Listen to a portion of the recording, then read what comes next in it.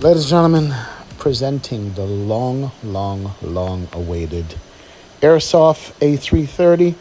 We've been waiting for this thing for seems like forever. I think it's probably like 2 years at this point.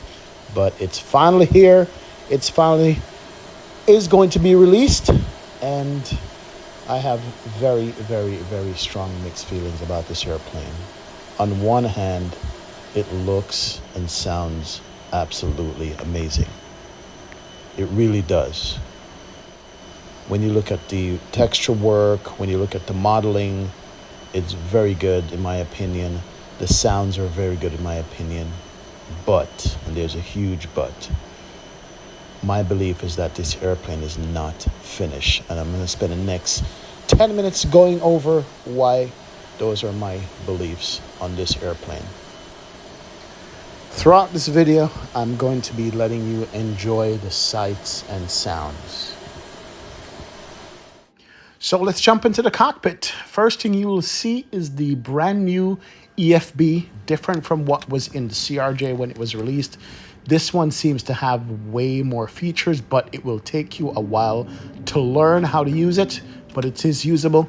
It's got SimBrief integration built into it. Also has Navigraph integration built into it, and you have your charts that you can pull up, and they are pinned at the top for you. You have your weight and balance in here. You also have where you can calibrate your throttle, your reverse thrust, your detents. You can also calibrate your flap handle and your speed brakes all in the EFB, which is very good and was very easy for me to use and to get the sim up and running with my hardware that I have here at home. But overall, I am pleased with the EFB. It's the perfect size. You could have a daytime mode, a nighttime mode. You could zoom in and out. No scroll wheel support, however, but it is very good. Let's listen to this airplane now.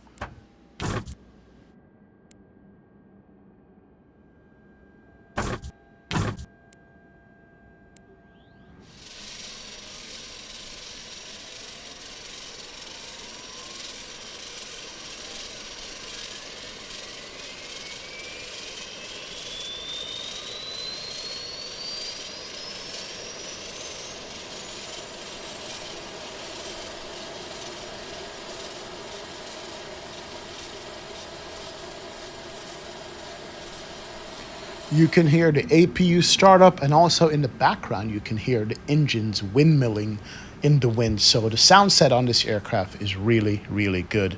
Coming over to the MCDU, where you enter your flight plan, this is where we start to run into trouble. I did manage to get my flight plan in it manually, the way I love to do it. However, I could not import the flight plan successfully from the uplink. It just seems to freeze on me, and I was not able to get in there. But I said, you know what, let's go ahead, let's do it the old-fashioned way. Let's manually get this thing up and running. Here we are starting the engines.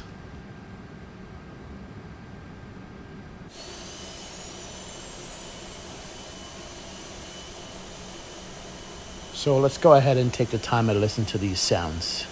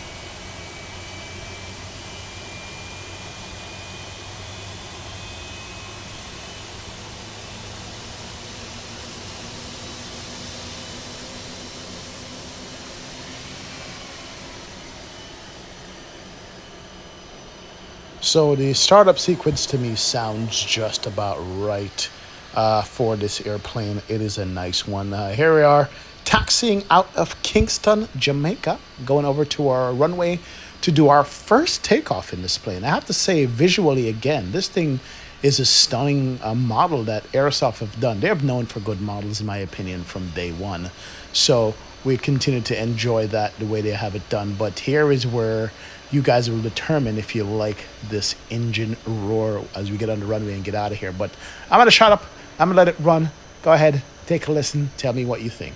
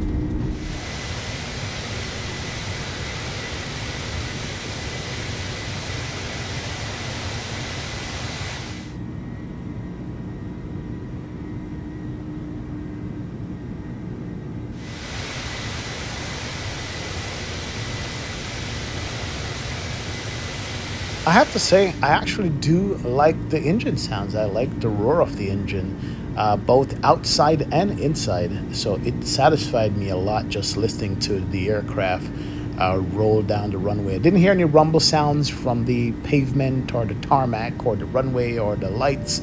But other than that, it sounded good to me on the takeoff roll. It also flew well.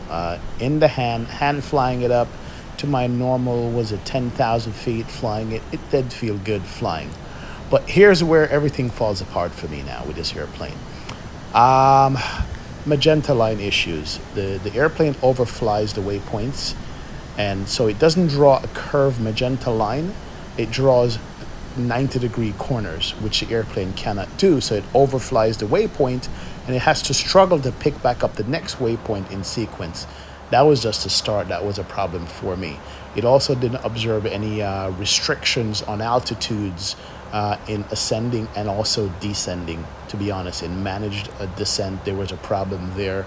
I had some issues with the speed of the engines and the airplane itself, maintaining speed coming down. And also, one of the worst things is I had a problem with it picking up the localizer and the glide slope.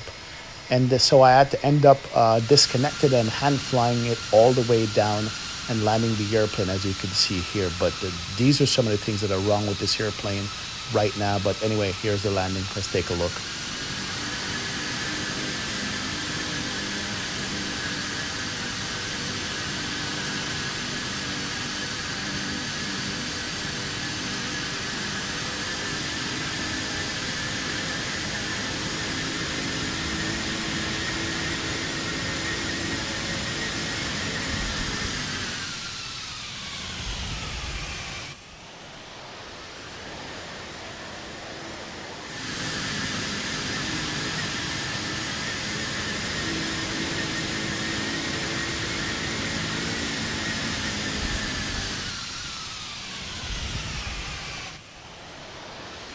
I had to manually take over the throttle on this low visibility approach into Miami runway 9er and made the best of the landing, but everything went wrong all at the end here. And this is why I say that this airplane is not finished. They've come so far with this plane, with the sounds, with the look, with the way, the texture, the hand flying of it. However, the system is not complete. It is 93% of the way there. I mean, wherever it's polished, it's feel polished, but when it falls apart, it falls apart. And it does need work, and I'm hoping that Aerosoft will take the time over the next few weeks to get this all straightened out in a couple of updates, and we'll all be happy with this plane as it is, because it is very promising. But as of right now, there are issues with the plane that you have to know about. I am not sure exactly when it's going to be released, what the price is going to be, but at this point, I would say Aerosoft needs some time to finish polishing out this airplane and get it in our hands so we can be happy with it. It's been long enough. But shout out to Aerosoft for giving us the plane to take a look at and being honest and upfront with us and allowing us to say whatever we want about the plane. Here it is. It's the Aerosoft A330 Enjoy, guys. Thank you very much. I'll see you guys again on another stream and flight. Take care. See ya.